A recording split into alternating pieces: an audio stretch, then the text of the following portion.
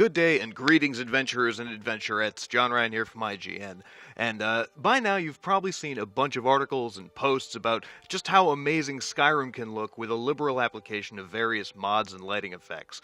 Many of you, I'm sure, have seen these shots that make the now almost 3-year-old game look borderline photorealistic. Heck, maybe some of you even posted the shots. But for the rest of us who sat there gaping at the screen like slack-jawed yahoos, we wondered how it was done and if it would ever even be possible for our copy of TES5 to look so good. Well, good news, yahoos, it can.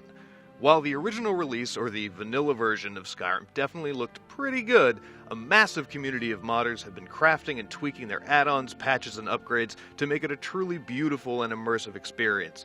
And for the low, low price of cheap-as-free, you can get in on the action. The only thing you really need in order to beautify your game is patience, because since each mod needs to be properly installed and configured, it can take hours to get everything in working order. Certain methods of gussying up the game, such as STEP or the Skyrim Total Enhancement Project, have been known to take as long as 8 to 10 hours to fully configure, so we're not going to go that crazy. Instead, we're using 15 main modifications plus a couple of extras here and there to take our Skyrim from vanilla to vibrant. First and foremost, the biggest improvement that can be made to the look and feel of Skyrim's world comes from Boris Vorontsov's E&B series.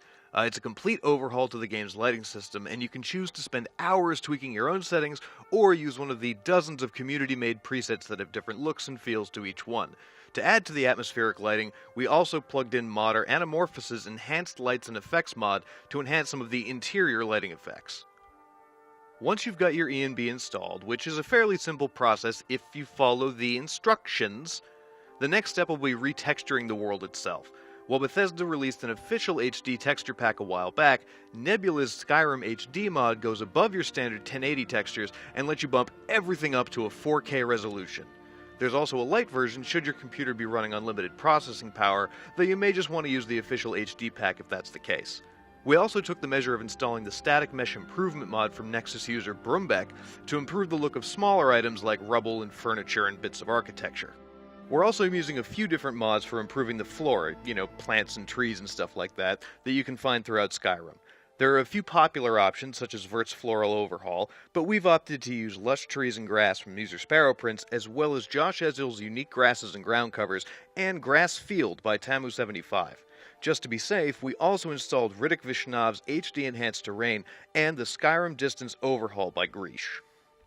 To enhance the literal atmosphere of the game, we plugged in Suli's Real Clouds, which adds some excellent three-dimensional cloud objects to the skybox.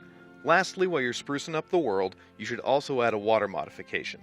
We're using Last's Pure Waters, but there are several great options out there depending on what your preference is. And of course, the last big piece of the visual puzzle will be to give the NPCs a big facelift. Most of the vanilla NPCs look really muddy or blocky, so we installed several mods to improve the shape and texture of the characters' faces and bodies. First up is Xenius's Character Enhancement, or XCE, as well as their No More Blocky Faces mod. We also installed their Better Beast Races, which improves the character models for Argoni and Khajiit characters. Those are the guys who look like lizards and cat people. Also, to further improve the facial features on random human characters, we included Better Females by Bella Gale and some new male NPC face meshes. Of course, these are far from the only mods out there to be used in the beautification of Skyrim. Remember how I said patience was the only necessary component to making this game look good? There are literally hundreds, if not thousands, of mods at your disposal, so you can configure the world of Skyrim to look and play exactly how you want it to.